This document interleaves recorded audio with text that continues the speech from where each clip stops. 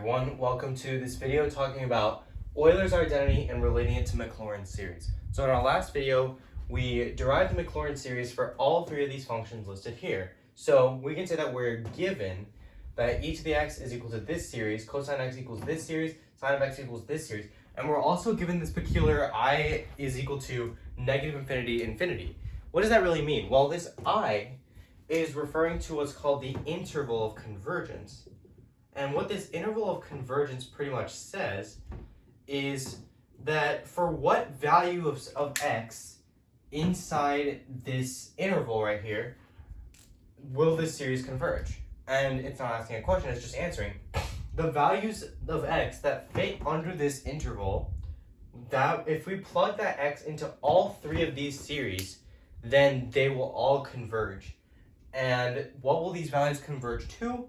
Well, just plug whatever x is into sine, cosine, or e to the x, and that'll be what the series converges to. So for example, if we plugged in 1, right, we would have the series from 0 to infinity of negative 1 to the n over 2n plus 1 factorial, and that just converges to sine of 1, or whatever that might be.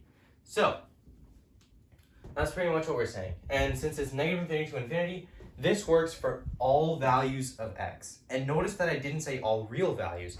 If I had said all real values, I would not be able to prove this identity. So we're just going to say all values of x. So, with that in mind, we need to prove that e to the I pi plus 1 equals 0. And just to clarify here, I is defined as the square root of negative 1, the fundamental imaginary number. So, let's go ahead and get started here, why don't we? So, we're going to start off with this series expansion of e to the x. So, we know that e to the x, if we go ahead and expand this out, there's going to be 1 plus x squared over 2 factorial plus x cubed over 3 factorial plus x to the 4th over 4 factorial plus x to the 5th over 5 factorial plus x to the 6th over 6 factorial plus x to the 7th over 7 factorial, and so on and so forth. This just goes on forever, right? So, what if we do something a little bit peculiar here? We're going to let x equal I theta. And by doing so, we might be able to convert this e to the x into something that we can work with better. So, let's go ahead and try it here.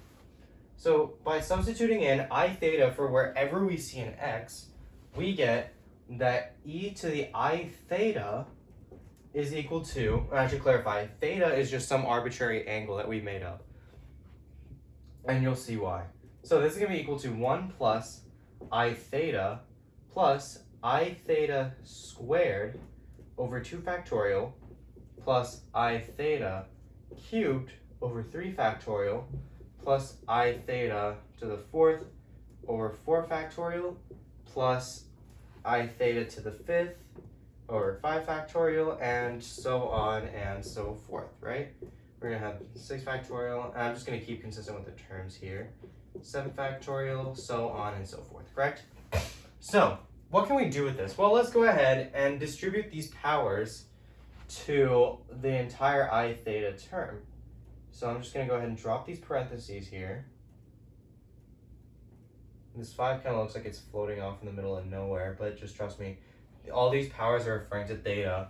So, this is going to be I squared theta squared, I cubed theta cubed, I to the 4th theta to the 4th, I to the 5th theta to the 5th, I to the 6th theta to the 6th, and I to the 7th theta to the 7th. And I'll go ahead and make this a little bit clearer on the later powers. Or actually no, I'll just make it clear on all of them. That this is I squared theta squared, I cubed theta cubed, I to the 4th theta to the 4th, I to the 5th theta to the 5th, I to the 6th theta to the 6th, and I to the 7th theta to the 7th. And of course, this is just I to the 1st theta to the 1st. So, what can we do with this now that we have this information? Well, we need to analyze a pretty fundamental property of, we're pretty much analyze a fundamental property of I. So we know that I is equal to the square root of negative 1. Well, if we squared both sides, then we know that I squared is negative 1.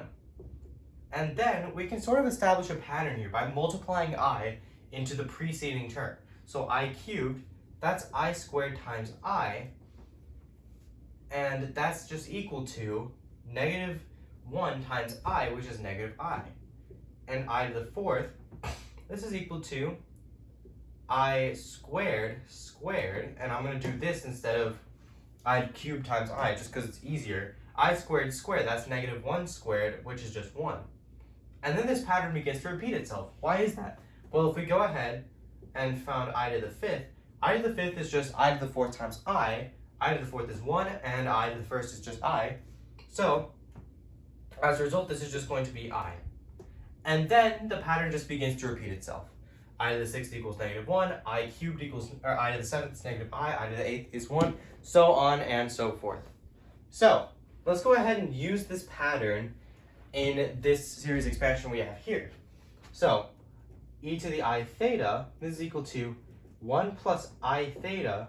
I squared is negative 1, so we're going to put a minus theta squared over 2 factorial.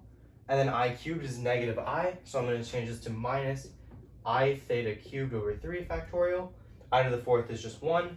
This is going to become plus theta to the 4th over 4 factorial. I to the 5th is I. This is I theta to the 5th over 5 factorial. Minus I to the 6th is I squared, or negative 1.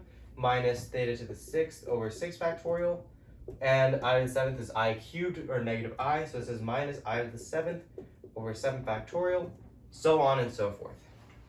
So I'm going to go ahead and now regroup these terms, because we sort of have an alternating manner here. We have every other term having an I in it. So I'm going to group together the terms that don't have I, and then group together the terms that do have I. And I'm also going to factor out that I inside. So by doing so, we get this pattern right here. 1 minus theta squared over 2 factorial plus theta to the 4th over 4 factorial minus theta to the 6th over 6 factorial, so on and so forth, plus I times theta minus theta cubed over 3 factorial plus theta to the 5th over 5 factorial minus theta to the 7th over 7 factorial plus so on and so forth. And you can just tell, if you just went ahead and grouped together these terms, you can factor out the I. So what are these expansions equal to? There's not much we can do with this in expanded form. Well, if you notice here, we have an alternating series, first term is positive, and we have even powers and even factorials. So this is equal to the series from 0 to infinity, as n goes from 0 to infinity, of negative 1 to the n divided by 2n, the index for generating all even integers, and times theta to the 2n plus I times the sum from 0 to infinity of, if you notice, this is theta to the 1st over 1 factorial. You notice we have all odd integers, and we have an alternating series with the first term being positive, so this is negative 1 to the n over 2n plus 1, the index for generating all odd terms, or all odd integers, or 2n plus 1 factorial times, not x, theta to the 2n plus 1 power.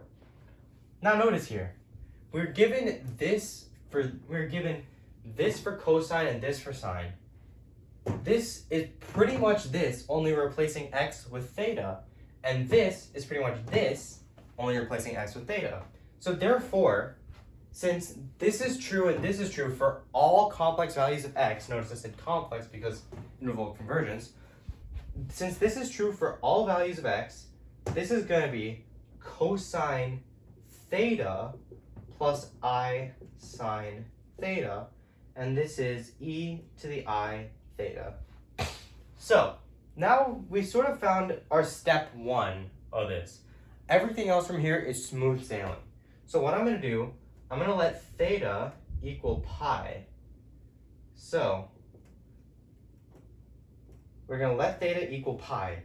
So e to the I pi is equal to cosine of pi plus I sine pi. And what are cosine pi and sine pi? Well, these are actually fundamental unit circle values. Cosine pi is negative 1, and sine of pi is 0. So this term becomes 0, and then e to the I pi is equal to negative 1. And now all we have to do is just add 1 to both sides.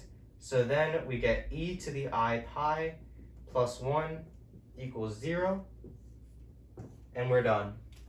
And that's it. We have just proved Euler's identity with Maclaurin series.